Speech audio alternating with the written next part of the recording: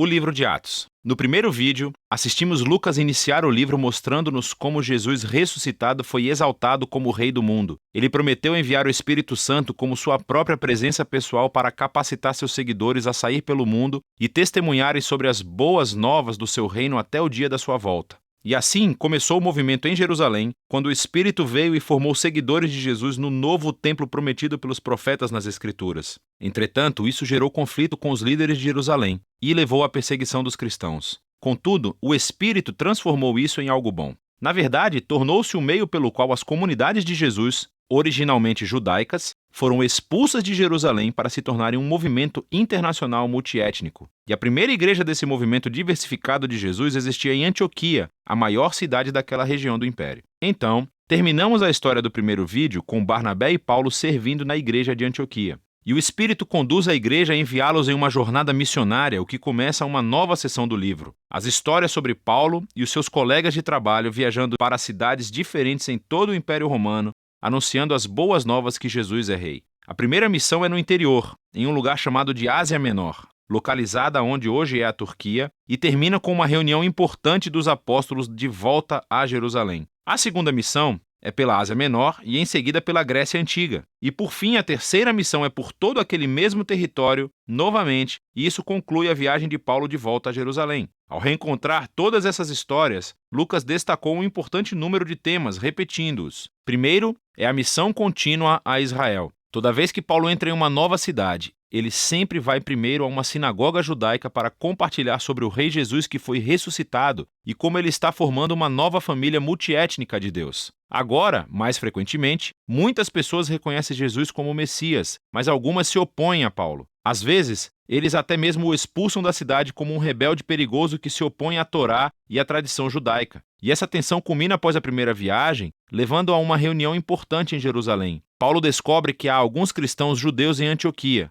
e eles alegam que, a menos que as pessoas não judias se convertam ao judaísmo através da prática da circuncisão, do Shabat e da obediência às leis de alimento kosher, eles não poderão tornar-se parte da família de Jesus. Mas Paulo e Barnabé discordam radicalmente. Então eles levam o debate a uma reunião da liderança em Jerusalém. E nessa reunião, Pedro, Paulo e Tiago, o irmão de Jesus, demonstram a partir das Escrituras e das suas experiências que o plano de Deus sempre inclui as nações como parte da sua nova aliança. Então, eles escrevem uma carta exigindo que não-judeus cristãos parem de participar de sacrifícios do templo pagão. Mas eles não os obrigam a adotar uma identidade étnica judaica ou obedecer às leis da Torá. Essa decisão foi inovadora para a história do movimento de Jesus. Jesus é o Messias judeu, mas ele também é o Rei ressuscitado de todas as nações. Assim, a filiação de alguém ao seu povo não se baseia em identidade étnica ou obediência às leis da Torá. É simplesmente baseada na fé em Jesus e em seguir os seus ensinos.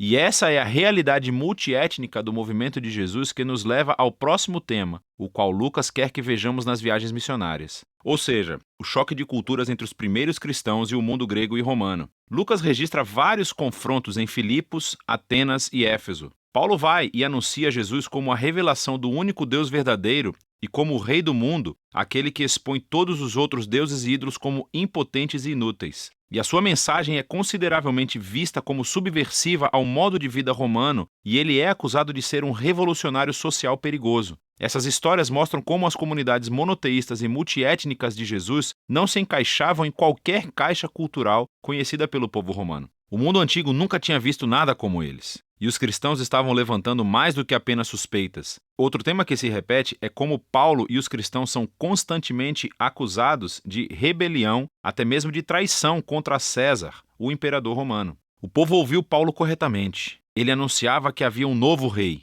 Jesus. E o povo também viu corretamente que o modo de vida cristão era um desafio para muitos valores culturais romanos. Mas toda vez que Paulo é preso e interrogado diante dos oficiais romanos, eles não veem qualquer ameaça e o libertam. Essas histórias nos mostram o paradoxo que a igreja primitiva apresenta ao mundo. Era um movimento messiânico judaico, mas era etnicamente diverso, cheia de comunidades que tratavam homens e mulheres, ricos e pobres, escravos e livres, todos como iguais. E todos eles eram fiéis somente ao Rei Jesus e a nenhum outro rei ou Deus. E assim, a sua própria existência vira os principais valores da cultura romana de cabeça para baixo. Entretanto, Os cristãos não representavam nenhuma ameaça militar, pois Jesus os ensinou a ser pessoas de paz. Então, o único crime do qual Paulo e os cristãos podem ser acusados é o de não se conformarem com o status quo. A seção final do livro retorna o foco para o testemunho de Paulo que está se espalhando de Jerusalém até Roma. A sua jornada missionária final termina em Jerusalém, onde ele é precedido pela sua reputação controversa. Ele é atacado pelo povo judeu que pensa que ele traiu a Israel, o que atrai a atenção dos soldados romanos que consideram Paulo um terrorista do Egito, dando início a uma rebelião. E então ele é preso. A partir daqui, Paulo é posto em julgamento. Primeiro, diante dos líderes judeus do Sinédrio em Jerusalém. Em seguida, diante de uma série de líderes romanos em Cesareia. Há o governador Félix, que passa Paulo para o próximo governador Festo, que eventualmente traz Paulo diante do rei Agripa. Ele acaba por ficar na prisão durante muitos anos, embora em cada julgamento as acusações feitas contra ele nunca serem convincentes. Porque tudo o que ele está fazendo é anunciar que a sua esperança na ressurreição se cumpriu no Rei Jesus. E isso dificilmente é um crime. Mas, nesse ponto, a máquina legal romana não pode simplesmente ignorá-lo e assim, Paulo acaba pedindo recurso para o tribunal mais importante de Roma. Agora, seria fácil pensar que todo esse tempo de prisão estava sendo um contratempo para Paulo, porque a sua vontade era de estar na estrada, iniciando novas comunidades de Jesus. Mas o Espírito orquestra tudo nesse livro.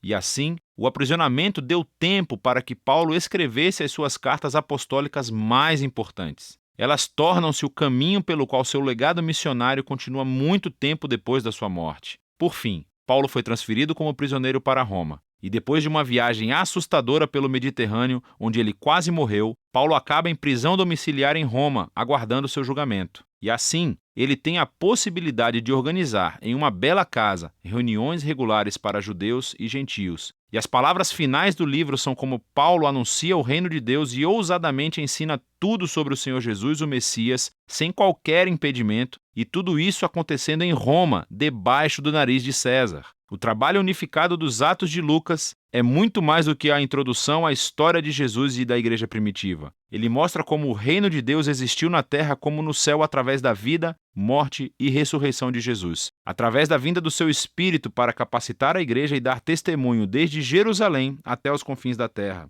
E como Lucas contou a história, ele nos deu exemplos do que é a fidelidade ao Rei Jesus. Exemplos em como compartilhar as boas novas do Rei Jesus que foi ressuscitado com palavras e ações. Significa formar diversas comunidades de Jesus, onde todo e qualquer tipo de pessoas se reúnem, onde são tratadas com igualdade, onde são fiéis ao Rei Jesus e vivem os seus ensinos. E tudo isso é feito confiando no poder e na orientação do Espírito para liderar o caminho a ser seguido. E é disso que trata o livro de Atos.